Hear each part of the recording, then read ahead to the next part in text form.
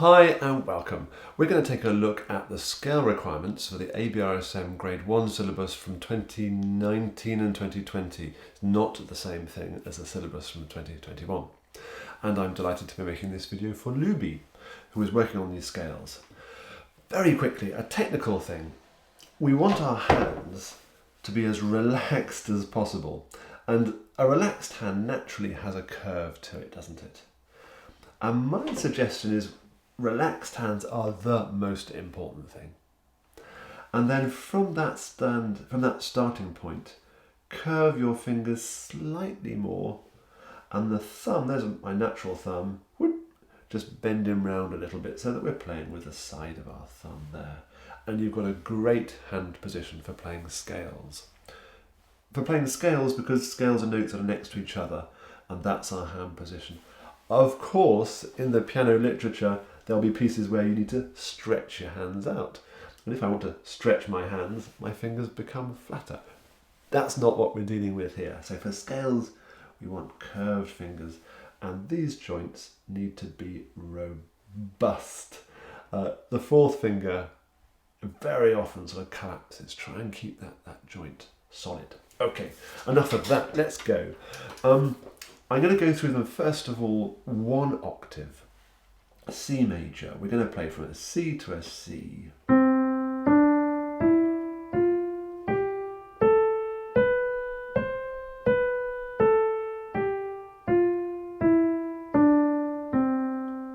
So we play 3 notes, then our thumb goes under. For the left hand,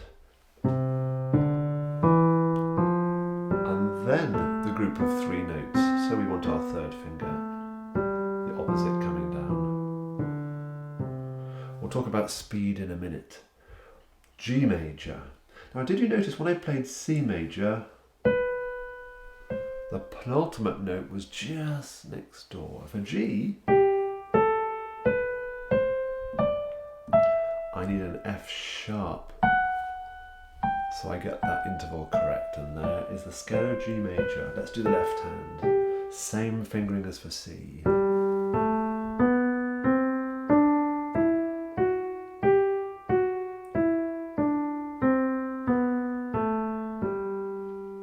So the scale of G major has F sharp. Always does, never changes. It is the scale that has an F sharp. The next scale is D major. It is the major scale that has an F sharp. D major. We're going to also have the F sharp. And we're going to have to need a C sharp to get that interval right at the end. And the left hand is exactly the same fingering that we know. I'm feeling a pulse on every note for now. We're just learning the notes. There's one more major scale we need to learn, F major. Now, if we did the same fingering, it won't work here because we need a B flat. So we're going to use our fourth finger there and then come round. And I'm aiming for evenness. What does evenness mean? Evenness. It's evenness in terms of the speed, the rhythm. That's not even. Also even in terms of the dynamic. I want it the same sound all the way through. I'll explain a bit more about that in a moment. So left hand F major. The B flat works just fine, so we can use the same fingering. I'm just going to explain minors now. Now for grade 1 you only need 2 minors, A and D, A and D. C major was that, all white keys. A minor is the same notes. A minor is related to C major. They are almost the same thing. You just start on a different note. But it's more complicated than that because there are different types of minor. For the grade 1 you can choose either natural or harmonic or melodic. I'm not going to touch melodic, I suggest we just leave that for another day. You can choose either natural or harmonic, let me explain. C major was that we said. A natural minor is where you play exactly the same notes but start on an A. And notice the fingering is the same as well. Very sombre sound to that scale, that group of notes. An A harmonic minor, we alter the 7th note, we raise the 7th note.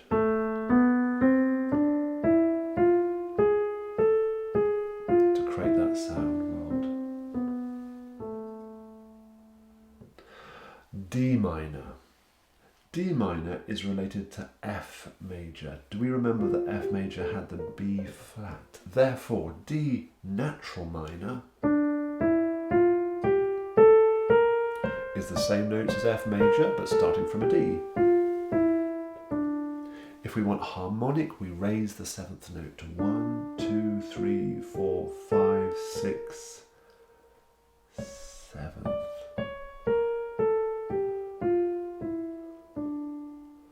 And for any of these scales, let's take that D minor I've just played.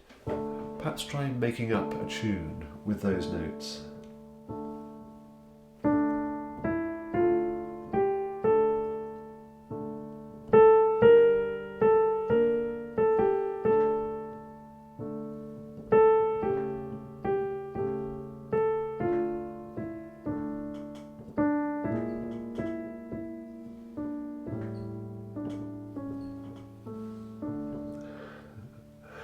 I haven't explained about the harmony, and you wouldn't be expected to necessarily do that, but you could very, very easily and brilliantly just keep that going down underneath. You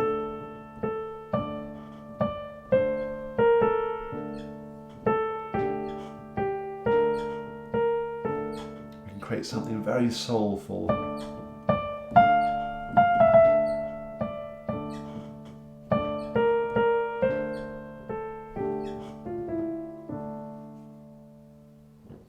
What scale was I using then? You can also make patterns with your scales. Let's stick with that D. Let's go for D major for a moment. Do you remember? Those are the notes. Walking up and walking down. Perhaps try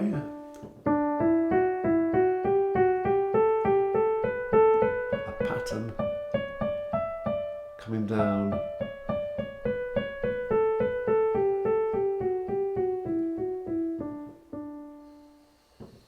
Let's get back to our scale list. Two octaves I will come to in a moment. C major, contrary motion, 1 octave. That means that one hand goes up while the other goes down.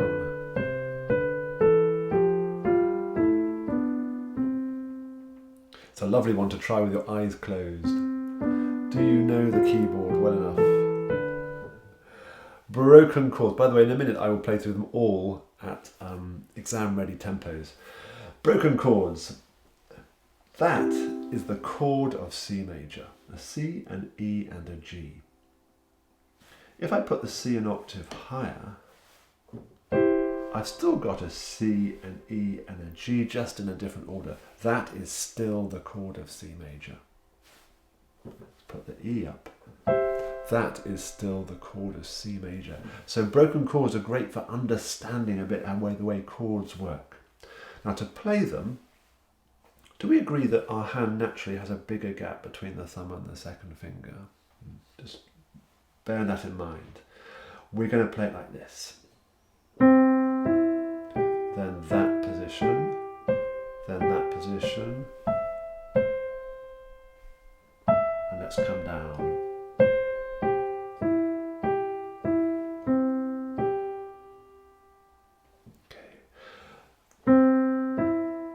So here, our 5th finger has to be on C, and that is where the natural gap appears.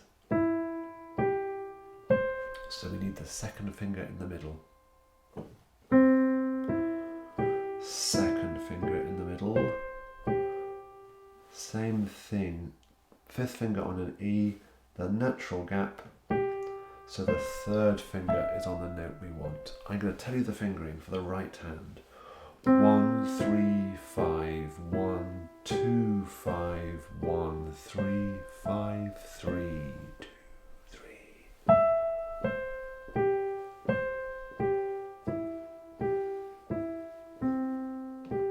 there's the pattern. The left hand, the theory is exactly the same, both technical and musical. Has a 3 feel about it. 1, 2, 3, 1, 2, 3. The good news is, Luby, C, G, F, A and D, they are all going to be white notes. The pattern is identical, you just start on a different note. I'll play those through at the end. We're getting near the end now, Luby. You need to play the basic scales, the C, G, D, F major and the A and the D minor 2 octaves. What I suggest you do is this. Give 2 beats for that one. Start off by playing 1 octave. This is just for practice, by the way. Then 1, 2. That's a C, so I need my thumb to start again. And those 2 beats just give us a moment to collect our breath, collect our thoughts. What finger goes over the top? 4th finger. I'm going to play that one more time. This isn't quite how you play it for the exam. 1, 2. Start again. Remembering where the thumb goes. 1, 2. 1, 2. I need the 4th on the B. Also try practicing it with a dotted rhythm.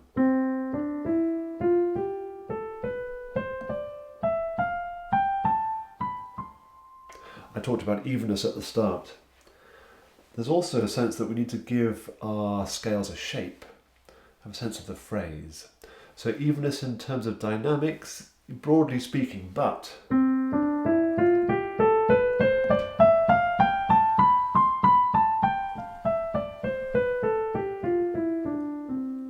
just a slight slang up at the end, a slight decrescendo at the end, because that is phrasing, that's feeling the music. Now, Luby, I'm simply going to play these through now as if for the exam. The speeds are in this exam syllabus on page number 11, if you want to look them up. But here they are. For the scales, we need to do 60 beats per minute.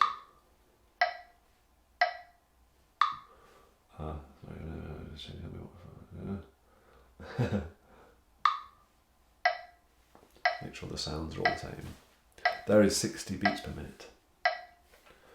And there's 2 notes to a beat. Here we go.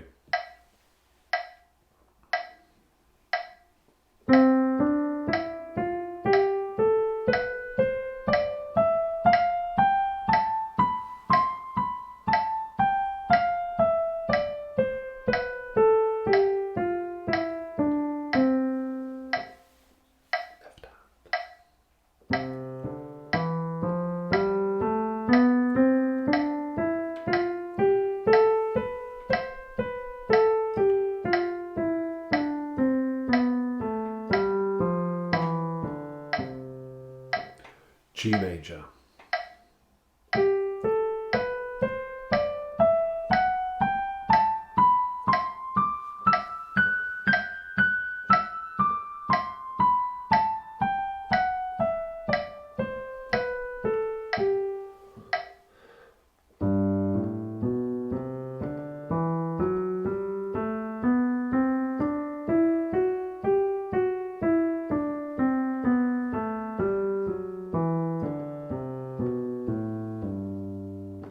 D major. But they do practice them with a metronome. Perhaps keep a record on your practice notes at the speed you're going at. But this is a guide of what you're heading for. D major.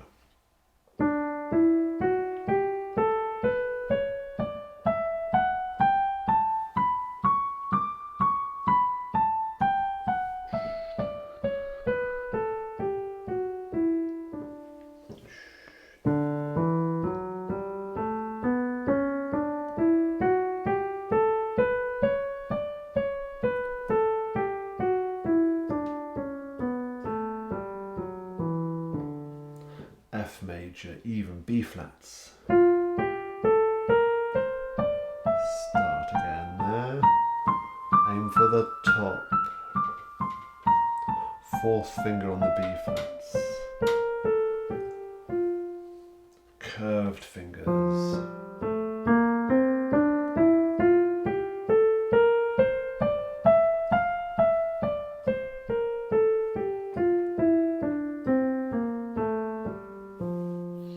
By the way, it doesn't matter at all where you start. It makes no difference at all. Just start them somewhere so that they are comfortable and in front of you. The minors. A minor. Here's the natural minor.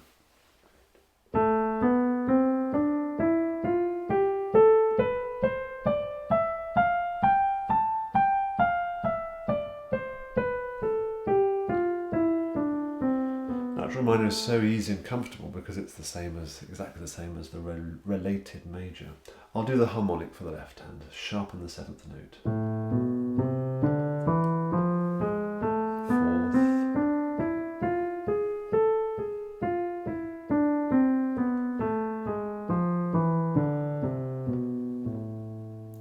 D minor is related to F major, therefore it has a B flat. Let's do the harmonic here.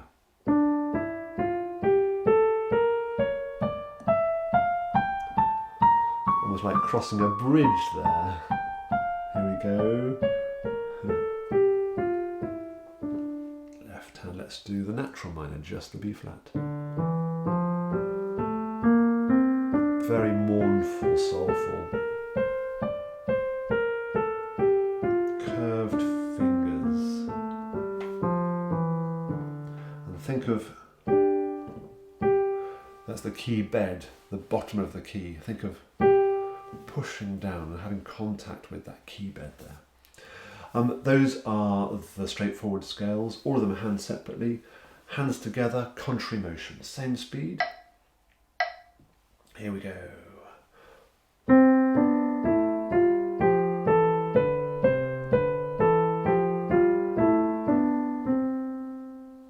It's often helpful to count yourself in. I'm not at all.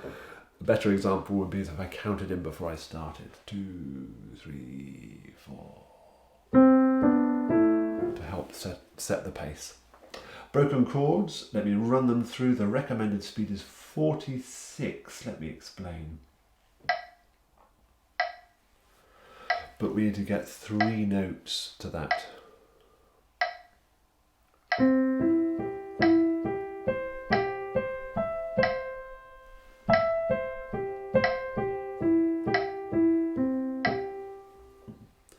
If that's tricky to divide it into 3, 3 times 46 is 138. 138. If I set that to 3 beats in the bar on your metronome and I put a slightly different sound on the first beat, that was a bit scary.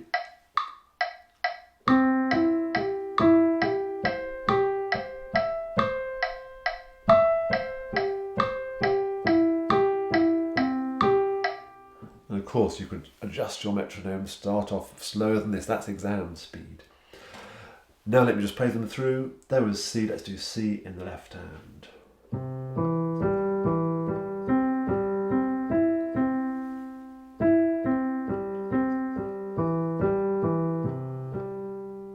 G. Same pattern, same shape, same everything. Just start on a different note.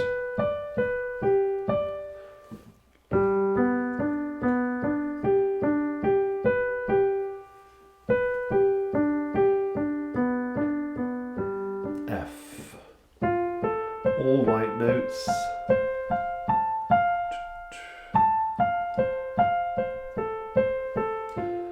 Left hand.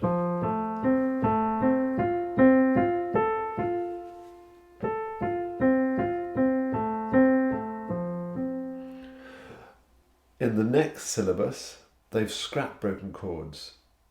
It's definitely slightly dumbing down. Broken chords are so important. That shape is something as pianists we do all the time, moving around our positions on the hand. And they're also brilliant for getting your head around chords. knowing where those chords are, is a really fundamentally important exercise. You're lucky to be doing them, Luby, is what I'm trying to say. 2 more to go. A minor looks like this.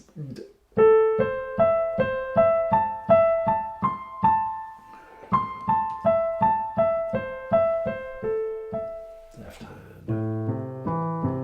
Feel that key bed.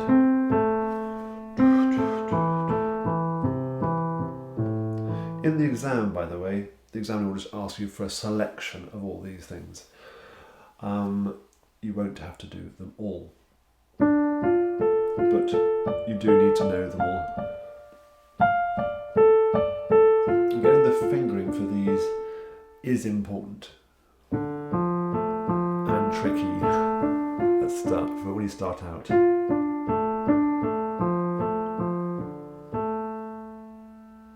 And that is the whole lot.